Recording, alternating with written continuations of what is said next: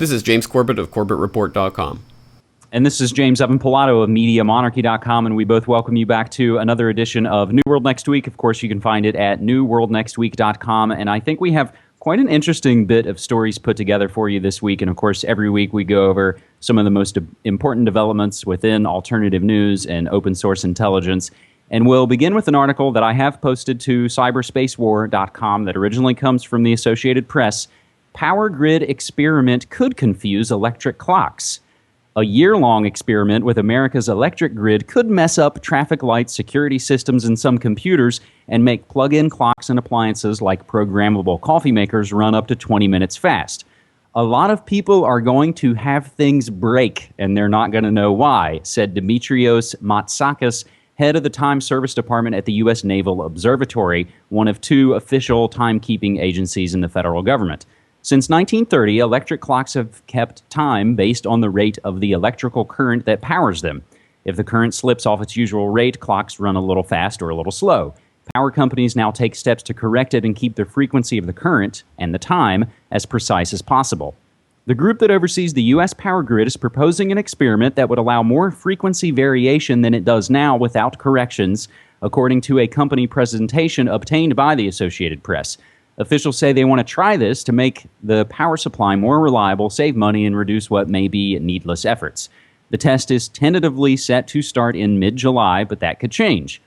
Tweaking the power grid's frequency is expensive and takes a lot of effort, said Joe McClelland, head of the electric reliability for the Federal Energy Regulatory Commission. Is anyone using the grid to keep track of time, McClelland said? Let's see if anyone complains if we eliminate it. No one's quite sure what will be affected. This won't change the clocks in cell phones, GPS, or even on computers, and it won't have anything to do with official U.S. time or internet time. But wall clocks and those on ovens and coffee makers, anything that flashes 12 when it loses power, may be just a bit off every second, and that error can grow with time. It's not easy figuring out what will run fast and what won't. For example, VCRs and DVRs that get their time from cable systems or the internet probably won't be affected, but those with clocks tied to the electric current will be off a bit, Matsakis said. This will be an interesting experiment to see how dependent our timekeeping is on the power grid, Matsakis said.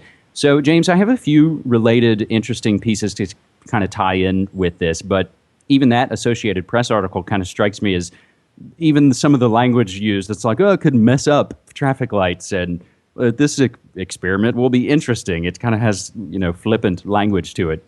But an idea I first heard from my friend Clyde Lewis of groundzeromedia.org ties into this, I see, and in the long term, these things aren't going to happen tomorrow. But there's talk of a 13-month calendar, as long as we're talking about time. And you can read about this on Wikipedia. Seeking to equalize the length of each month in the year, it would basically be 52 weeks, creating 13 months of 28 days, 4 weeks, and 4 quarters of 91 days, or 13 weeks. Now, flashback, James, to March 13th of this year, 9.0 Japan earthquake shifted Earth on its axis and shortening the length of the days about 1.8 microseconds.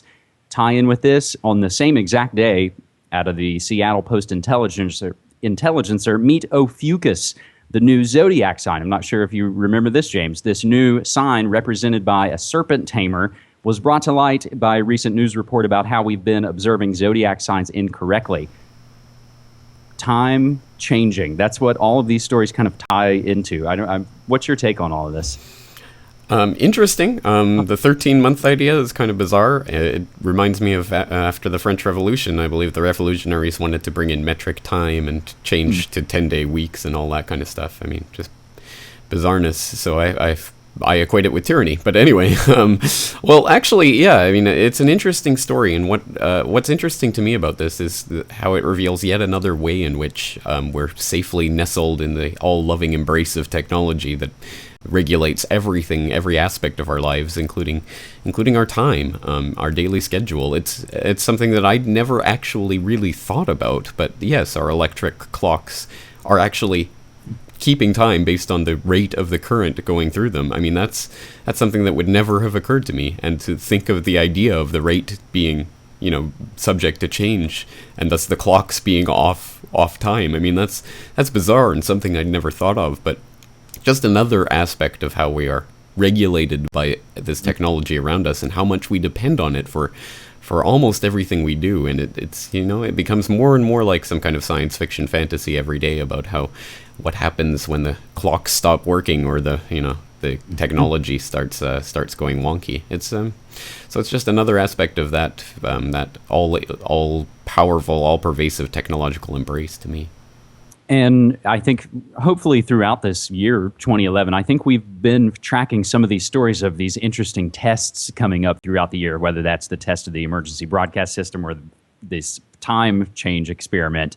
But I think you were maybe also kind of making a subtle reference to the new Adam Curtis documentary, All Watched Over by Machines of Loving Grace, which we'll also recommend right here.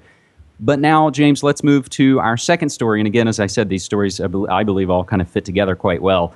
And this comes from the Weather Channel. Scientists say California Mega-Quake imminent. Like a steaming kettle with the top on, pressure is building beneath the surface of California that could unleash a monster earthquake at any time. That's according to a new study from the Scripps Institute of Oceanography. Geologists say Southern California is long overdue for a huge earthquake that could unleash widespread damage. It all comes down to the Salton Sea, which lies to the east of San Diego. The Salton Sea lies directly on the San Andreas Fault and covers more than 350 square miles. A big earthquake has hit the lake bed about every 180 years. But when officials started damming the Colorado River to reduce floods downstream, including the Salton Sea, the moderate earthquakes stopped for the Salton. Sounds like a good thing, right? Not necessarily.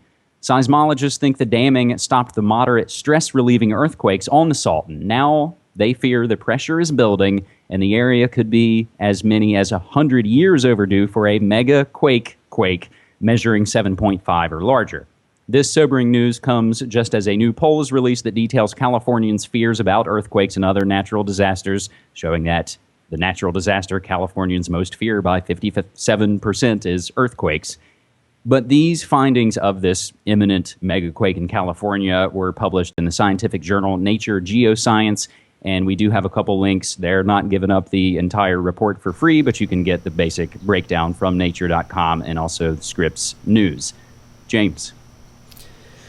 Well, what to make of this story? I mean, I'm 31 years old, and I can't remember a time in my entire life where I haven't heard predictions of the big one in California. So I don't think this is necessarily entirely new. I mean, I haven't read the study, so granted, I'm speaking from a position of ignorance here, but again, I mean, I've heard this so many times throughout my entire life that this is just yet another prediction, and I'm sure one of these years they will be right and the big one will happen. And but again, why take this warning any more seriously than any of the literally hundreds that I've heard throughout my entire life, and I'm sure you've heard the same. So, but again, we have seen the instability in the tectonic plates shifting around the Ring of Fire, and it's been going down along the Pacific, obviously from the Japanese quake and going down towards New Zealand. So it's going to come back up from Chile and up along the Pacific coast of the U.S. So one would imagine there will be some significant seismic activity in California,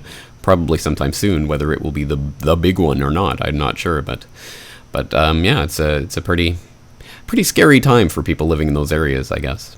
It really is, and a lot of these stories do also seem to kind of tie in with something I'm not sure if we've discussed here or not, but that so many kind of different groups all basically have their sort of end times apocalyptic scenario, whether that's global warming or the rapture or any of those things. Each kind of sect is all in a way where putting this energy out of saying, oh, it's the end times, oh, it's all coming down very soon. And that could be something we'll, of course, manifest, ourselves. It'll be that self-fulfilling prophecy. And I even covered a story last week on holyhexes.com about a Dutchman building his own Noah's Ark replica, and they're also doing that here in the States, here in Kentucky, with state money, no less. But let's not go there right now and move to our third and final story from KMBC.com, and this is the only place I've been able to find this story out of Kansas City. Odd letter from Core upsets property owners. Some say Core flooded land to drive down prices. Some river bottom property owners say they received a letter from the Army Corps of Engineers Kansas City District Office asking them if they want to sell their land. KMBC's Michael Mahoney reported that the letter is angering some of the people who received it because some of them are fighting for their land from a flood they believe the Corps caused. The letter reads, quote, "The Corps is currently seeking willing sellers," end quote. It's part of a 15-year-old Corps plan to buy up river property or obtain easements. The Corps wants the property to enhance wildlife areas for species like the pallid sturgeon, an endangered fish the Corps considers when managing the river. But to some critics of the Corps, it proves their suspicions, and this just further proves the Corps is going after property just so they can save some endangered species, said Bruce Bierman, who received the letter from the Corps. We clearly understand this may appear insensitive to some folks who are fighting the flood.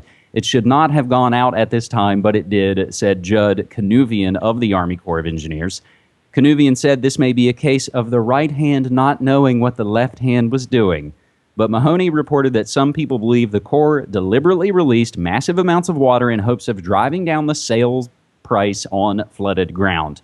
We'd never tie the two together. This has nothing to do with the Missouri River ecosystem, Canuvian said. The letter states this is part of a 1986 law that is aimed at replacing wildlife habitats that have been lost to things like construction, maintenance, and operation of the river system. The Corps is already catching lots of heat for the flooding, which it acknowledges is the result of its decision to release upstream water. The related story that we have from foodfreedom.wordpress.com, Feds buying up farmland they flooded, and George Soros is in on it. Remember when the Army Corps blew up the Birds Point levee in early May? Now we have a little more reason why. James? Very interesting, isn't it? And excuse my ignorance, but again, I'm Canadian here in Japan, so I have no idea what really is the mission and purpose of the Army Corps of Engineers. I mean, are they supposed to be trying to balance ecosystems and protect wildlife species? Is that part of their mandate? I believe so, and again, I'll play the ignorant American and say that I don't know enough about them right here and now. But that does seem to be their MO, and in a way, it almost seems that they're sort of the shock troops of this sort of Agenda 21 kind of new sort of eugenics plan about basically taking over the land, taking the people off of it, outlawing anything that's natural, of course, that we can use to heal ourselves, whether that's hemp or superfoods or any other number of things, and taking that away. So yeah, in a way, they seem to kind of be the shock troops. So whenever there's, levees blown mysteriously before floods or, massive hurricanes and things, they seem to kind of have their finger in the sort of environmental industrial complex destruction, if you will. Well, very interesting. And certainly if they are part of the Agenda 21 shock troops, as you say, well, then it does sort of go in line with all of that they're causing floods in order to decrease prices so they can buy up land. I mean, that, as we know, is what a lot of this phony environmentalism is about trying to buy up land and use it for their own purposes. And absolutely, it's a ridiculous story. So I certainly hope more people will start covering it. I mean, it sounds like a pretty important story in a lot of ways. Mm-hmm. And again, this all relates to what we always have kind of said on this show, that so many of the stories come back to, food being one of the foremost key issues to all of this. And of course, if we're talking about farmland, that's the food. That's the breadbasket of America. That's right. All right. Well, so what do you have coming up for Media Monarchy this week? Coming up this week, of course, going over this and other situations as, we see nuclear plants across the country here in the States having bizarre events, and that's fires at Los Alamos and things happening in Virginia and I think even New Jersey. Those things going on. And also, I believe, an interview with someone you spoke to just a few weeks ago, the real Plato, as he is on his, as he calls it, the first Bitcoin road trip. And he has landed here in Portland, and I think we're going to do kind of a quick interview in Portland here in just a little bit. All right, excellent. Well, I'm looking forward to Media Monarchy this week, as always. So, James Evan Pilato, thanks for joining us once again. All right, man. Thank you. Take care.